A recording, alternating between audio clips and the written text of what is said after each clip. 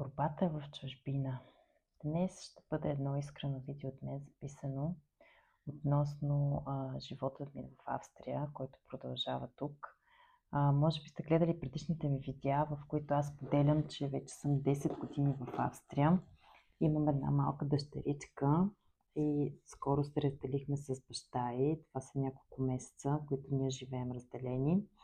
Този канал го създадах, защото искам да говоря на изключително много теми, които ме вълнуват и които съм преживяла в последните 10 години в Австрия и не само, и живота ми в България. Неща, които аз съм преживяла, които според мен са важни за човек, който дори един да докосне с това, което аз съм преживяла, да му даде тази сила и увереност, която аз съм имала през годините, не съм я губила, независимо какво ми се е случвало. Това ще е най-голямата награда за мен, защото никога никой не знае кой, къде и кога, къде ще види някое видео, как ще се свържа с личността, която го каза, която го прави, или каналът, и ще продължи и ще му даде тази увереност и тази личност да продължи напред. Живота ми в Австрия, много дълго време аз се опитвах да постигна целите си, т.е. да стана един хубав, добър психолог, така да се каже тук, и да мога да практикувам. Но за съжаление това не е възможно, защото влезах в системата, не ми хареса системата, работих като социална, също така и социални дейности, и там не ми хареса, защото хората тук са много различни от нас. Наистина има хора, които са може би до някаква степен като нас, но те трябва да бъдат от различна култура. Защото повечето австрийци имат тотално различен менталитет и тотално различно разбиране въобще какво означават взаимоотношения, какво означават лични граници, какво означава това ти да бъдеш човек с човека. Защото ние сме си балканци. Аз съм родена в България и това е моята страна. Там съм израснала. И винаги ще си остана такава, независимо колко време ще прекарам в чужбина. И именно тук аз мога да показвам себе си. Ние сме емоционални, ние влизаме в пространството на другия, ние споделяме за нас без страхове, ние се отдаваме на момента. Докато австриеца, той много обича да спира момента, да го премисля, да не се отдава, да не се отваря. Там има едно кратко отваряне на личността на личността на този човек, и след това има отново затваряне. Отново, защото там границите са много ясни. Аз имам граница с теб и независимо дали си мой приятел, роднина, съсед, половинка, с която живея, аз в един дан момент ще сложа граница, защото от това така съм свикнал. Това е моето народовъзпитание. Аз обичам да оставам сам и да се регенерирам сам. Обичам да правя неща, които са важни за мен. И тук именно идва разликата. Ако човек работещ лично както съм аз съм изключително емоционална, аз обичам да провокирам по време на моите сесии, обичам да изкарвам наистина потенциала на хората, да бъркам в раните, да вада всичко, да го преработваме заедно, да го изплакваме. Докато човек като мен, както споделих, ако влезе в системата, тази система ще го унищожи. И така и се случи. И именно поради тази причина се налага аз да работя, т.е. аз съм благодарна, за което е да го правя на частно, т.е. да не влизам в системата. Въпреки че от другия месец отново ще влеза в системата, но с работа с деца в училище от първи до пети клас, което ще ми даде много знания. Точно това искам да кажа, че каква е разликата? И на какво искам да наблегна, и точно това стана тема на на една от сесиите, които днес имах с клиент, който живее в Дания.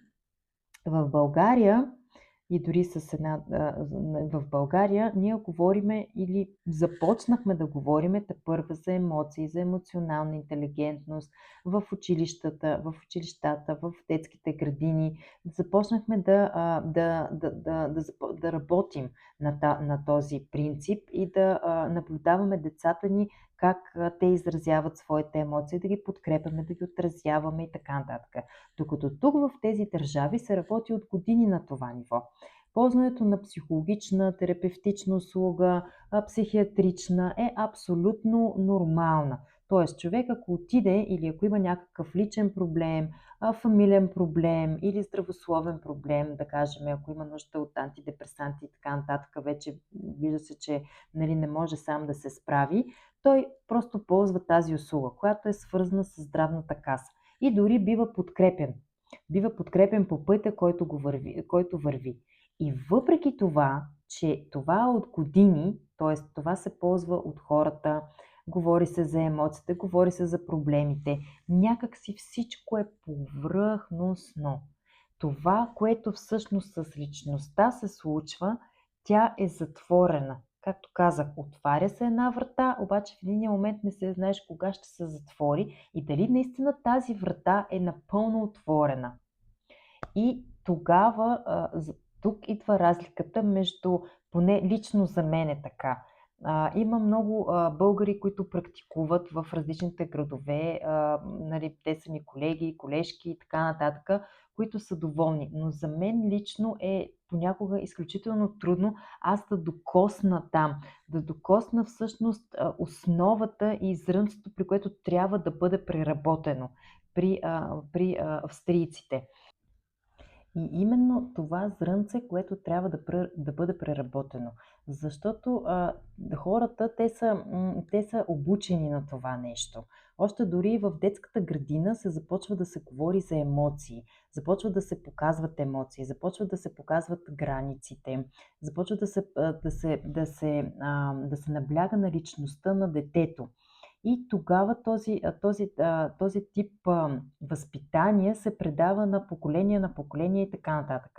И всъщност, когато те дойдат самите на вид терапия или на психологична консултация, те знаят своите травми, те знаят какво се е случило с тях. Сигурно най-вероятно хипотезират и могат да назоват какво в момента чувстват и усещат и така нататък.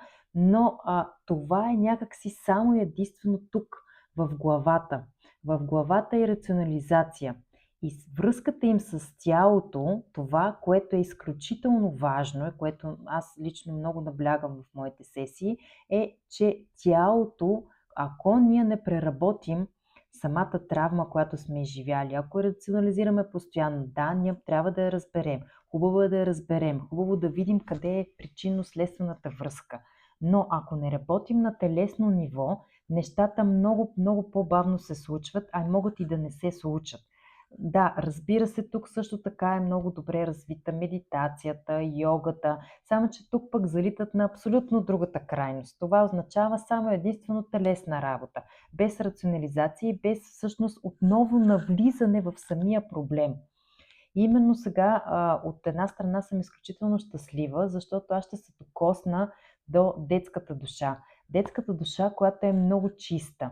И тук, когато се работи с децата, тук много добре се вижда къде са пропуските на семейството. Слава Богу, се работи и с семейството. Но когато семейството или родителите не са осъзнати, не искат да направят никакви стъпки и постъпления, тук вече идва и се намесва системата. Разбира се, не толкова колкото родителите, защото все пак децата живеят при родителите си, но въпреки това тук също се помага. И именно това искам да кажа, че независимо какво се случва, аз ще продължа да правя това, което ще правя, но за мен самия сблъсък е все още сблъсък. Тоест, независимо, че съм била в доста организации, в различни видове области, т.е. сфери, в социалната сфера, в психологическата сфера, в терапевтичната сфера, работа с младежи, работа с зависимости, работа дори с мигранти, бежанци и така нататък, все още има тази закостенялост, защото тук системата така те захваща и то обхваща, че ти много, много рядко можеш да ползваш себе си, т.е. тази твоя креативност, която ние българите имаме.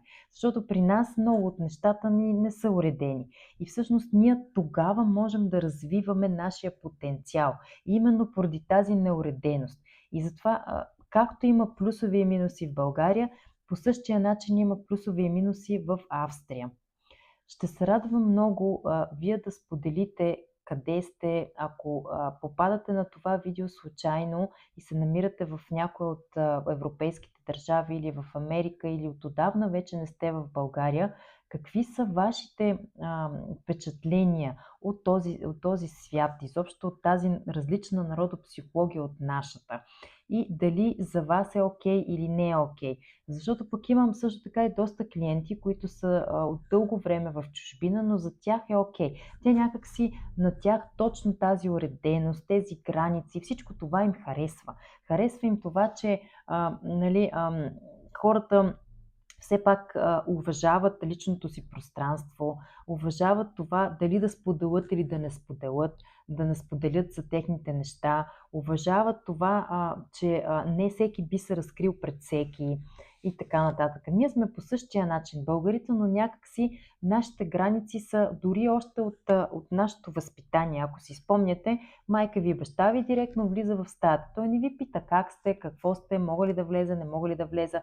Директно започва да ви пита какво правите. Дори до ден днешен майка ми доста се бърка в личния ми живот, въпреки че сме на хиляди километри, въпреки че аз вече си имам нали, мое семейство, отделена съм от дълго време, въпреки това тя просто иска да знае всичко какво се случва с мен.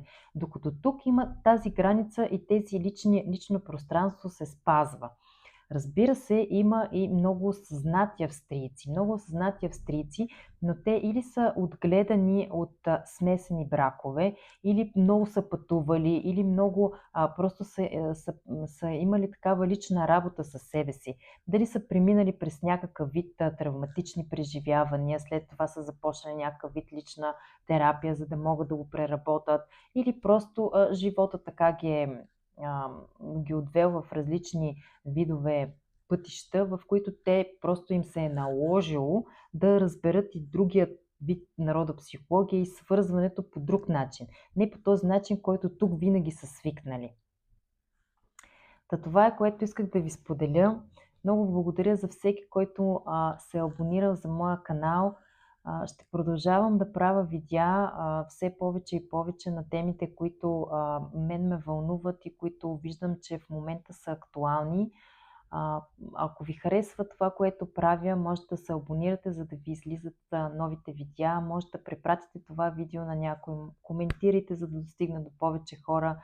И наистина съм благодарна от сърце за времето, което прекарвате с мен, и до скоро.